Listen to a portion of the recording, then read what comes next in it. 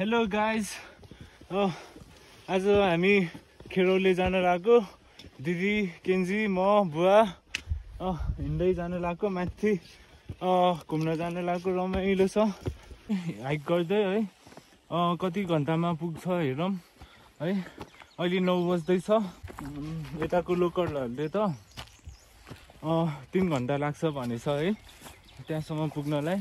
तपाईहरु पनि घुम्न आउन चाहनुहुन्छ भए आउन सक्नुहुन्छ, इन्जोय गर्न सक्नुहुन्छ है। हामी हिँड्दैछौँ, कहिले पुग्ने हो खोइ।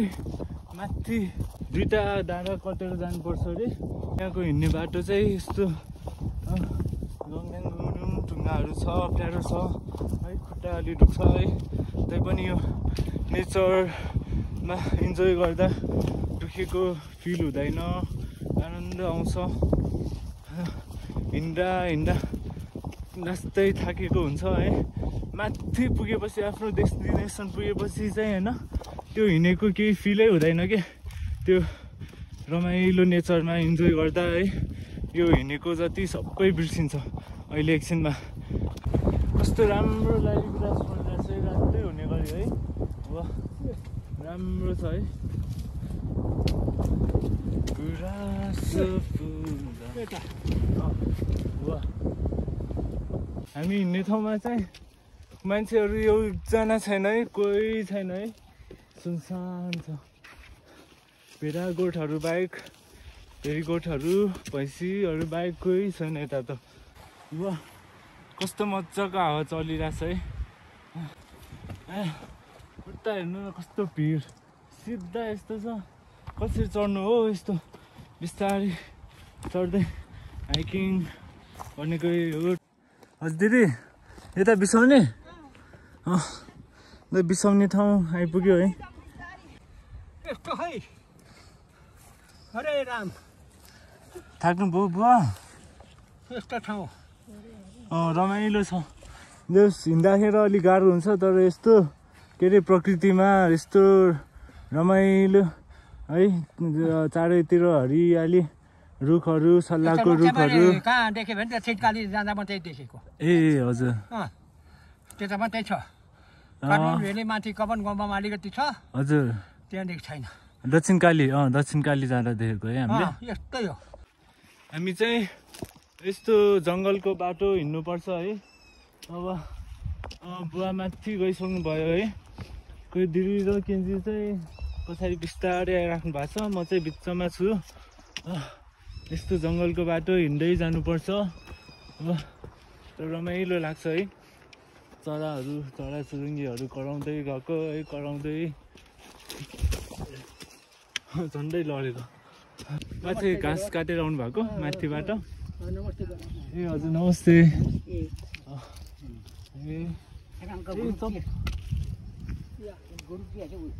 आम्मा, कस्तो ठुलो घाँस बोकेर माथिबाट आउनुहुन्छ है उहाँहरू।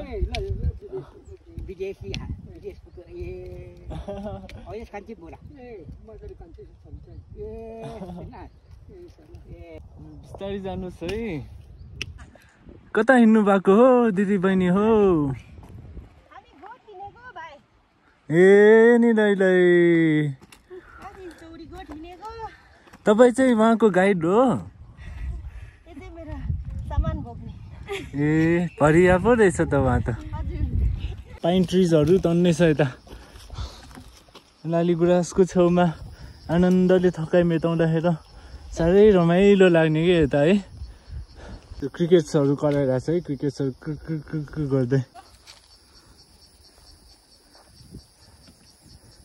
पहिला भयो त तपाईँ यहाँ खेरौलीसम्म 45 मिनटमै पुग्नुहुन्थ्यो है यही बाटो? 45 मिनट चाहिँ हजुर, बाटो पनि अप्ठ्यारो थियो होला है त्यति बेला बुवा? हजुर, ए अहिले पो अलि हजुर धेरै 78 वर्ष पुग्नु भइसक्यो। अनि हजुर, तैपनि तगडा हुनुहुन्छ तपाईँ त। हामी चाहिँ जङ्गलको बाटो हिँड्दै धेरै माथि आइपुगिसक्यो। अझै पनि पुगेको छैन। खोइ कहिले पुग्ने हो। हामी 2 घन्टा त हिँडिसक्यौँ है। 2 घन्टा हिँड्दा यहाँ थाकिसक्यो। बुवा अगाडि हामीलाई लिड गर्दै है हाम्रो ट्रेकिङ लिड गर्दै हिँडिराख्नु भएको छ हाम्रो हाइकिङ। खेरोले हाइकको लागि चाहिँ तपाईँहरू आउनलाई काठमाडौँबाट आउनलाई है उता बुङको 0 पोइन्टसम्म चाहिँ सुमोबाट आउन सक्नुहुन्छ। अनि त्यहाँबाट चाहिँ 3 आवर्सको ट्रेक गर्दै माथि टपमा पुग्न सक्नुहुन्छ है। खेरौलेसम्म पुग्न सक्नुहुन्छ। रमाइलो छ है ट्रेकिङ जस त्यहाँ। अनि खेरौले 1 नाइट बसेर फेरि फर्किन सक्नुहुन्छ। रमाइलो छ है। जस खाजाहरू चाहिँ आफैले बोकेर या जस के खानु मन छ अब आफैले यता आगो बाल्दै जङ्गलमा खाना पनि पकाएर खान सक्नुहुन्छ है। ड्रिङ्क्सहरू कोल्ड ड्रिङ्क्सहरू बोकेर जस 1 डे 1 नाइट को ट्रिप इन्जोय गर्न सक्नुहुन्छ है। बुवा चाहिँ हामीलाई बाटो देखाउने है सबै उहाँले गर्नुहुन्छ। के तिम्रो लाग्यो केन्जी? के घाँस खान लाग्यो? घाँस खान लाग्यो? एकचोटि म्या गरिदेऊ न त्यसपछि। अब कति लाग्ला बुवा पुग्नलाई?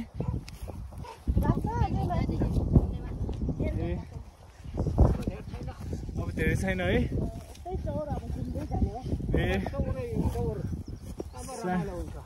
12 बज्यो 10 11 12 3 घन्टा हामी हिँडेको।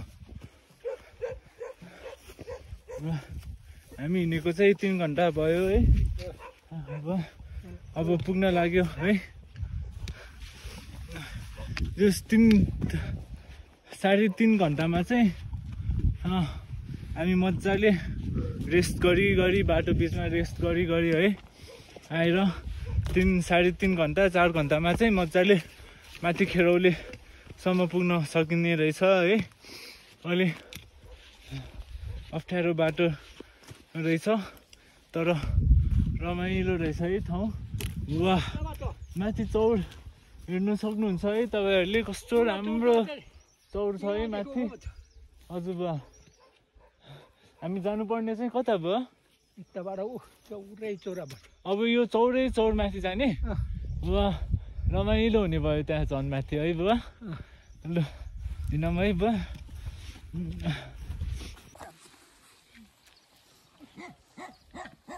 निनीको गोठ आइपुग्यो। हामी चाहिँ हाम्रो निनीको है गोठ आइपुग्यौँ। निनीको गोठ चाहिँ यस्तो रहेछ है। यस्तैमा बाजेपछि अरू बसिगयो के गर्नु र त? ए हजुर हजुर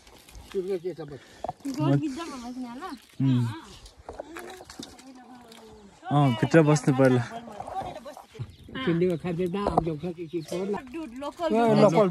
भैँसी दिएको अहिले ल है गाइस हामी चाहिँ यहाँ निनी कहाँ खाजा खायौँ। खाजा खाएर अब माथि मामाकोमा जाँदैछौँ है। चिसो लाग्नु थालेछ है। साँझ परेपछि हावा मजाको चल्ने रहेछ। चिसो हावा चल्ने रहेछ है यता त।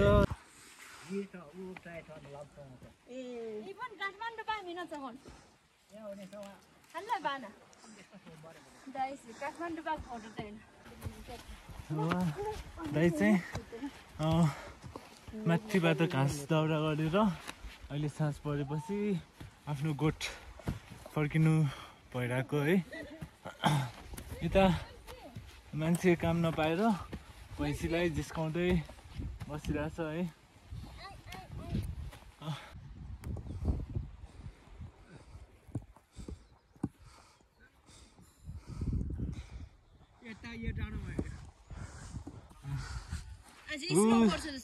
त्यहाँ एउटा पोखरी छ है।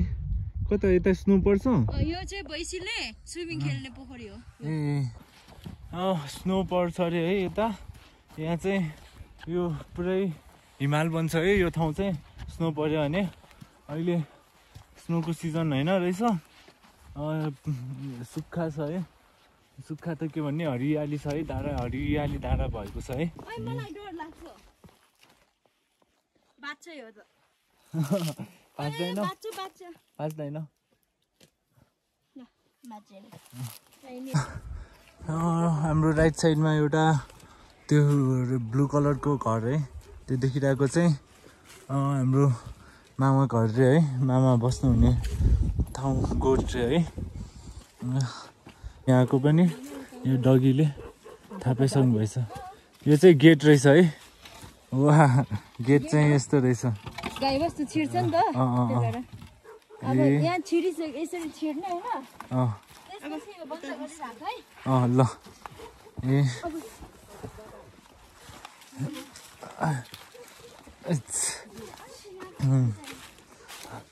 ल बन्द गर्नु है गेट दिदी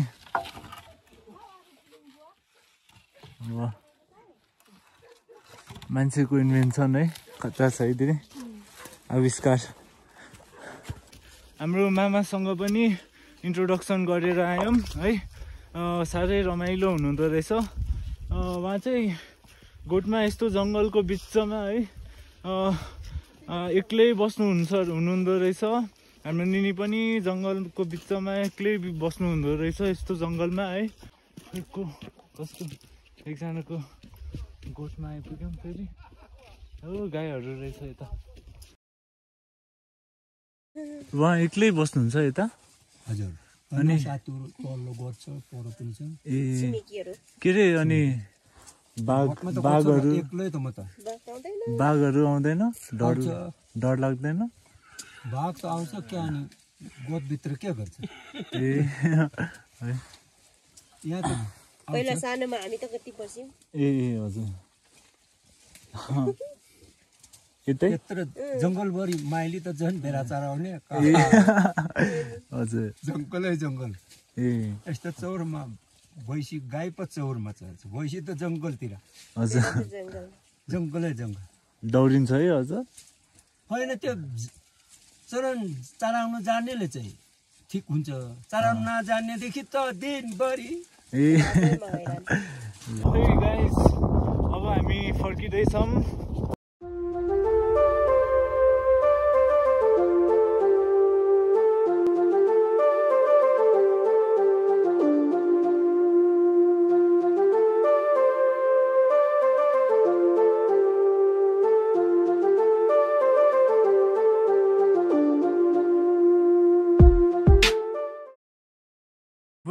एउटा पूर्वेली गीत रातो भालेले जिन्दगी गज के गर्नु दाइहरूको माया त छ रुमालैमा